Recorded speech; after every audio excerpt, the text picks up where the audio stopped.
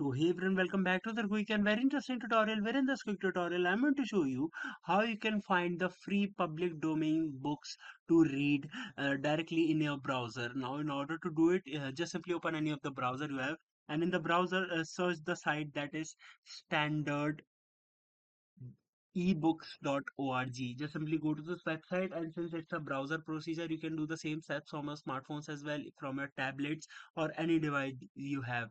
Now here all you need to do is to scroll down and click on this option that is browse our library of free books. When you go over there, here in the search bar, you can either search your favorite book, or you can scroll down to find multiple ebooks that are available for free. To get it, here you can see it is available for free. I can directly download it on multiple platforms.